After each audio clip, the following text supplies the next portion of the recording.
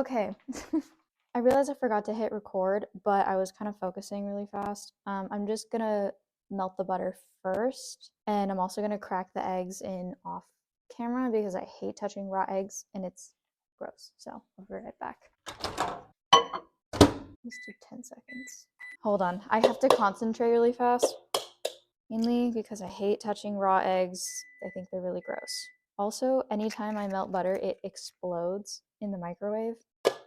No idea why. I'm pretty much doing it exactly how you're supposed to do it, but I just don't have luck with butter unless it's melted like on a stove. It's very strange. Oh god. I really don't like, I really hate touching raw eggs. I also don't like touching raw meat, so I wear gloves most of the time. Like I usually wear gloves when I'm baking or like touching raw eggs, but not today. There's gonna be so many cuts in this video. You can't see me, but that's okay. You can just hear everything for now.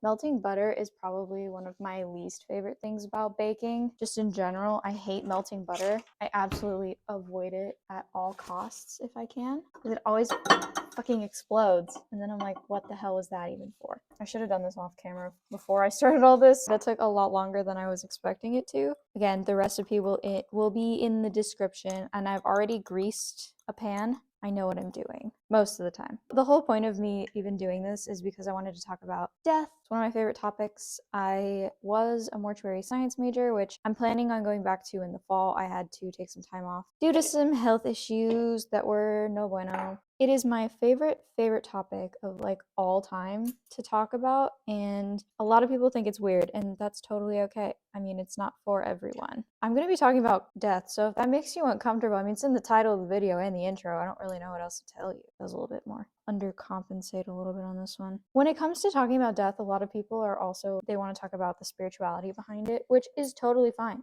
I'm all for it, actually. I'll show you 1 cup. Oh, I picked up a half a cup. Why'd I do that? Oh, because yep. I know how to bake. You should be leveling this. Do as I say, not as I do. I've been baking long enough to where I don't have to level every single thing I make. When people talk about death, they often talk about like the spirituality and the religion behind it. And I am going to be talking about some of my own spiritual and personal beliefs as well, because obviously, don't come at me for how I'm holding the whisk. It works, okay? My personal belief when it comes to religion, regardless of my background, I was raised Roman Catholic. I do not partake in it anymore, nor do I have any interest in doing so. However, I have developed my own beliefs, and one of those is that I believe that every deity exists. I don't know what it's called. I think it's called omnitheist. I'll have my editing me take a look at that part and correct me if I'm wrong. I think that all deities exist, and it really just depends on who you pray to. Christians and Catholics will pray to God. Correct me if I'm wrong, but I believe in Judaism, God is called Yah, or maybe I'm not allowed to say that. I'm not really sure, so again, I apologize in advance. It's been a couple years since I've taken a world religion class, and I'm a little rusty. Muslims in Islam pray to Allah, and then there's a whole bunch of there's Confucianism, Taoism, there's different sects of Christianity, then there's the pagans, then there's the atheists, the agnostics, people that believe in the flying spaghetti monster, people that genuinely believe in Cthulhu, which might sound weird, but like genuinely, I do think that those things can exist to a person. We can't prove that they don't, but we also can't prove that they do, and you can be like, oh, well, testimonials only go so far. So anyways, that's like my personal belief on that. Scrape the sides of the bowls. We live in a recession. I don't want to see y'all not scraping the sides. So to get that out of the way, because a lot of people like seem to wonder what mortuary science people's opinions are on that, totally fine. I get it. I was like that too. In the US, death is a pretty like taboo topic. Like not a lot of people like talking about it. People don't want to dwell on it for too long because it's uncomfortable. I get it, but at the same time, like it's grief.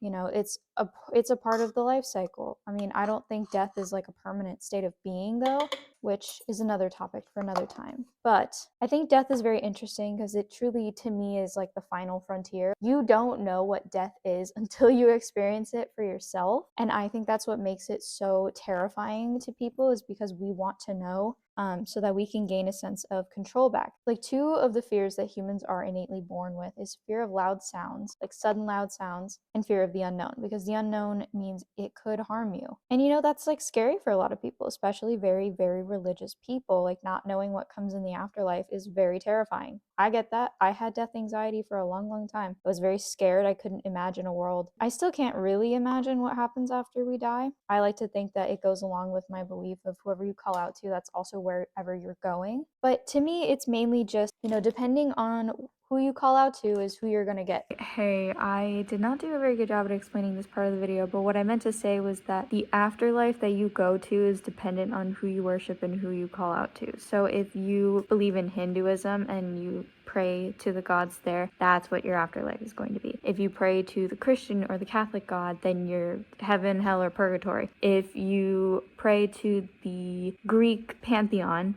you're going to the underworld. That's what I mean by that. It was a piss poor explanation, sorry. So if I call out to, say, Aphrodite, that's who's going to answer me in my beliefs. If I call out to Allah, Allah is going to answer. That's my belief. If I call out to, I can't, like, if I call out to Krishna, that's who's going to answer me. That's just my opinion, though. Like, I'm giving examples. Death is truly like the final frontier, in my opinion. Everyone's like, oh, space and the ocean are the final frontiers. No, death is. Death has and always will be the final frontier. And I don't think death is something to be afraid of, even though I completely understand why people are afraid of it. But I don't think people are afraid of death itself. I think people are afraid of dying, and then they're afraid of what comes after because they don't know. Because again, you don't know what dying is like until you experience it for yourself. And that's terrifying. And I had that for a long, long time until it also stemmed from a fear of aging and, like, you know, becoming old and ugly and haggard. And now I'm like, I'm only gonna get finer as I get older. So, which I talked about in a different video already. This batter, yuck. Oh my God, this thing is thick. I don't even know if I'm like making a whole lot of sense in this video. I hope I am. My thoughts are very all over the place. I had points listed on a bullet so that I would know. I don't. People are very afraid of death, and I was very afraid of death myself when I was like staunchly Catholic and very, very religious. I was terrified of death because I thought, oh fuck, that means like Judgment Day, and I'm gonna be thrown into hell, blah blah, because ye old fire and brimstones. That's another topic for another time though. That looks, oh my God, that smells so good. I'm gonna add some chocolate chips into the brownies. It says to put it on top, but I always put them in because it tastes better. I'm also going to heat up the oven after I fold these in. So my thing about it is grief is a never-ending cycle, because grief is really just love that has nowhere to go. We don't know what to do with all of that when the person that we love is gone. And it's like, it's something that humans struggle to comprehend. And like, even if I think about it for too long, I struggle to comprehend it sometimes as well. I started getting over it the more I started, like, I didn't read people's testaments of when they've supposedly died and come back. And I believe that those people did die. What they saw might have been a little bit different.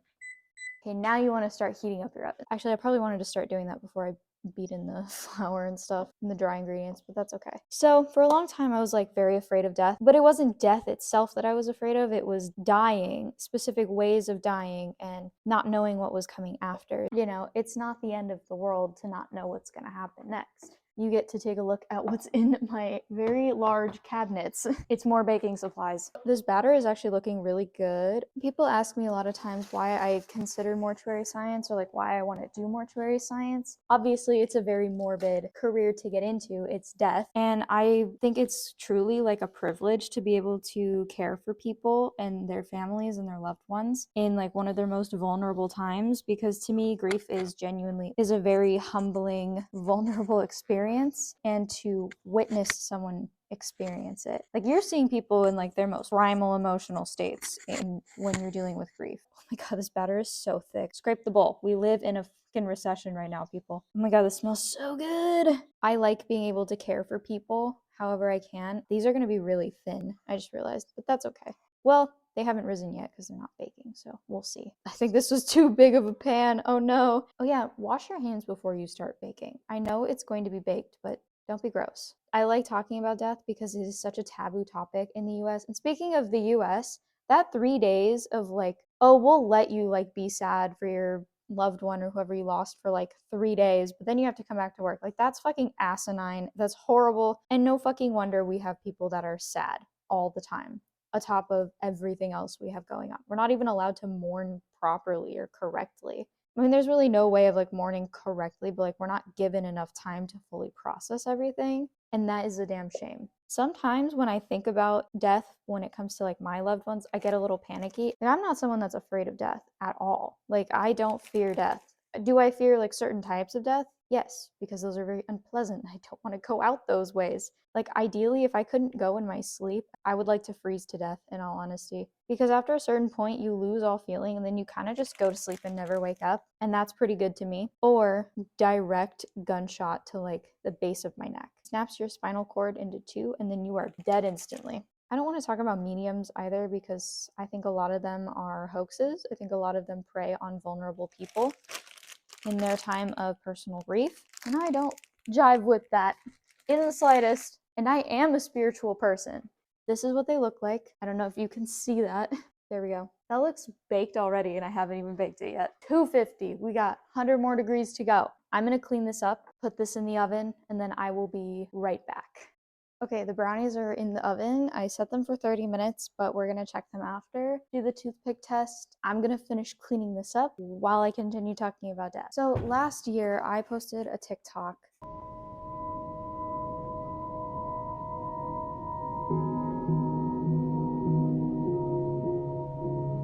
I'm gonna be moving on and off frame, so you're just gonna have to deal with that. And I had posted this and it went like semi-viral, I guess. It got like 600 something thousand views. Very surprised that so many people were so open to the idea of talking about death because so many people I had met before were so unwilling to talk about it. I posted another follow-up TikTok to it. Remember, I always love you.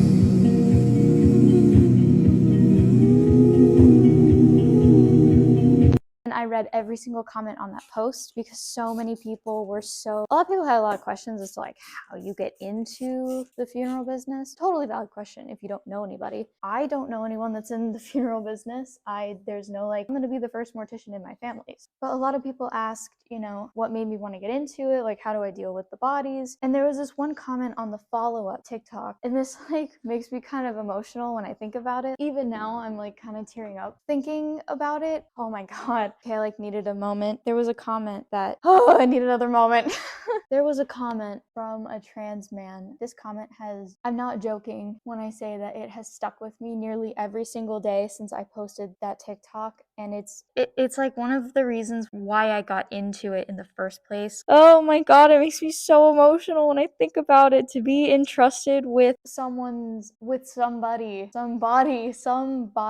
some space body, somebody. I've never been like more flattered in my entire life to be told that somebody wants me to take care of them after they die because I make them feel safe and comfortable. I'm actually getting like really emotional thinking about it. Like, it has been one of the most impactful things on me that's made me think of the fact that I chose to do this because I want to make sure that like queer people have a safe place to go to where they're not going to be misgendered by the mortician or the funeral director, and they're not going to have to fear that. They're not going to have to fear somebody messing with them or like potentially taking the binders off their chests or, not burying them in what they want to be buried in. And I want oh my God, I'm such a wreck over this fucking comment. Like, to be told that is it's like humbling and it's so incredibly flattering, and it's so to be told that you're trusted like that on that kind of a level. Oh my God, it like genuinely I feel so grateful that like I get to do that. Like, I'm on the path to being able to do that. And especially coming from someone who's in a group that has like one of the shortest lifespans, especially in the queer community, that makes it even more. I didn't think I was ever gonna get this emotional on my channel, and here I am. But you can see why I love what I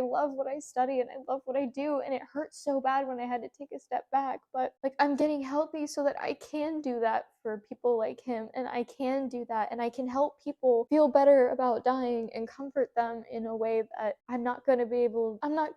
can't keep people alive. I'm not gonna be that kind of a person. I'm gonna be the one that takes care of them afterwards, because there's nothing more of an honor or a privilege than being able to care for somebody after they've passed, to be given complete control, knowing that you're not going to do anything to them that would hurt them, especially if it's someone that's already been hurt enough in life just for existing, is like And I think about that comment every single day and just like how much I like to be trusted like that by a complete stranger who I've never met before. Like, I can't imagine doing anything else with my life. Oh my god, I'm like getting so emotional over this. I think I was gonna cry or be like that today, but I guess I am because fuck that one comment. It made me cry. It made me sob like a little baby. I just want to see people be able to mourn and grieve in a place where they feel comfortable doing that. Taking care of people after they die, it's such a human thing that we still want to care for our dead and we don't just leave them there. And if we do, it's incredibly painful for us to do most of the time. This is not at all where I thought this video was going to go today, but here I am. I'm so privileged to be able to get an education in this field, and I know it's going to suck